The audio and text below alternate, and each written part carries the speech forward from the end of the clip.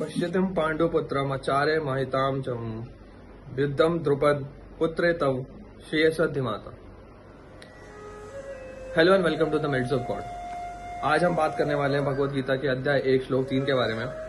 इससे पहले हम अध्याय 1 श्लोक 1 और अध्याय 1 श्लोक 2 के बारे में बात कर चुके हैं। अगर आपने वो वीडियो नहीं देखी है तो मैं आपसे विनती करूंगा कि आप पहले उन वीडियोस को देख के आए, फिर इस वीडियो पे आए।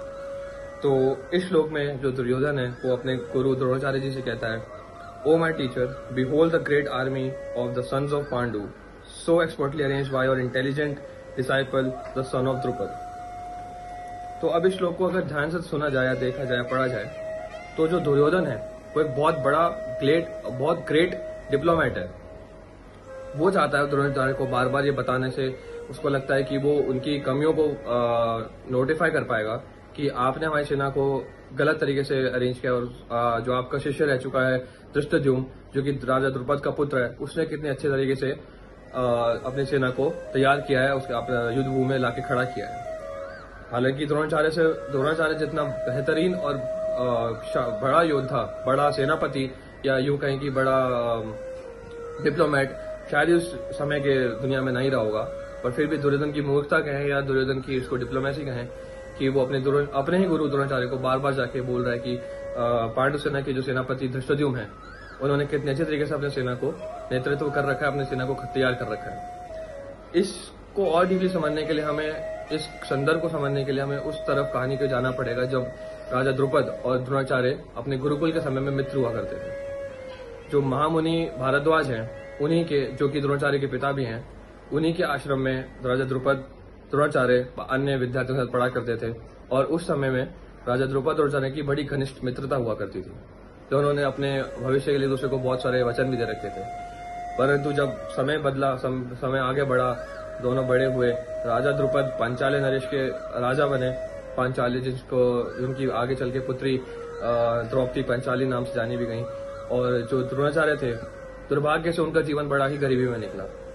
उनके पास इतना धन भी नहीं था या इतनी सुविधाएं भी नहीं थी कि वो अपने पुत्र को भोजन करा सके पेट भर। तो वो अपने पुत्र को, अश्वत्थामा को, पानी में आटा घोल के पिलाया करते थे, ये बोल के कि ये दूध है।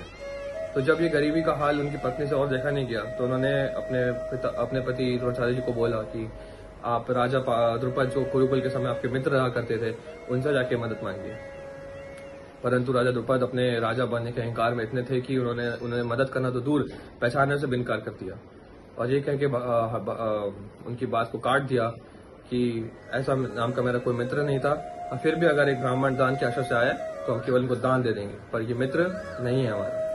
इस बात का उन पर इतना गहरा असर पड़ा कि उन्होंने इस बात को अपना अपमान तो समझा ही समझा, अपनी शिक्षा का भी अपमान समझा, अपने पांडित्य का अपमान समझा, और ये प्रतिज्ञा ली कि किसी योग्य शिष्य को अपनी इसी शिक्षा से इतना समर्थन बनाएंगे कि एक दिन वो शिष्य राजा द्रुपद के अहंकार को तोड़ेगा और उन्हें द्रोणाचार्य के घुटनों में लाके छोड़ेगा, और आगे चल के वो शिष्य अर्जुन बने। तो यहाँ पे, और इस चीज से जब राजा द्रुपद आघात हुए कि जब अर्जुन ने, जो कि द्रोणाचार्य के शिष्य हैं, उन्हें आके हराया, तो उन्होंने देवताओं को प्रसन्न करने के लिए एक महायज्ञ किया, जिस यज्ञ में उनको धृष्टद्युम्न एक पुत्र की प्राप्ति हुई और साथ ही साथ उनकी एक बहन, धृष्टद्युम्न की बहन द्रौपदी की प्राप्ति हुई। ये दोनों ही संतानें देवताओं की उन्हें दी हुई थी।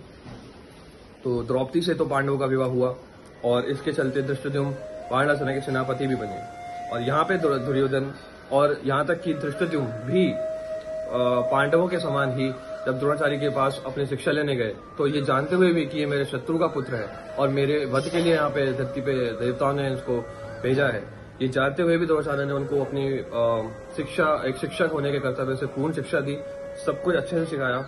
और आज जब वो पांडव सेना का सेनापति बनके कौरवों के सामने खड़ा है, तो दुर्योधन उनको यही बताना चाह रहे हैं कि ये आपकी गलती है कि आपने धृष्टद्युम्न को इतनी शिक्षा दी और आज वो शत्रु सेना का सेनापति बनके हमारे सामने खड़ा है। So by saying all this words, Duryodhana को बस ये चाहता था दुर्योधन की जो द्रोणाचार्य है, और ये वो युद्ध कम से कम इस लीनियंसी के साथ ये ना लड़े। He should not fight the war by this leniency, because सबको पता है, हम सबको पता है कि जो पांडव थे वो भीष्म पितामह के और द्रोणाचार्य दोनों के ही कितने प्रिय थे। और स्पेशली जो अर्जुन थे वो भीष्म पितामह के सबसे प्रिय पौत्र थे और द्रोणाचार्य के भी सबसे प्रिय शिष्य थे। तो just by saying all these words Duryodhana wanted Dronacharya to not fight this war so lenient कि वो इस युद्ध को कभी जीत ना पाए, कि अगर वो इतना लीनियंसी से लड़ेंगे कि वो अपने शत्रु सेना के सेनापति को शिक्षा भी दे रहे हैं और बहुत अच्छे से युद्ध की सेना की रचना भी नहीं कर रहे हैं और फिर उनका वध भी नहीं कर रहे हैं आगे चल के युद्ध में, तो फिर ये तो उनके पक्ष के लिए सही नहीं है और ये इवेंचुअली वो ये वॉर हार जाएंगे और पांडव जीत जाएंगे। ये सारे शंकाएं दुर्योधन के मन में है और यही वो द्रोणाचार्य को श्लोक में कहना चाह रहे हैं। तो इसी के साथ अध्याय 1 का श्लोक 3 संपूर्ण होता है। यहाँ पे हम आगे और भी इसी तरह वीडियो भगवद गीता पे लाते रहेंगे। तब तक के लिए हमें आगे दीजिए।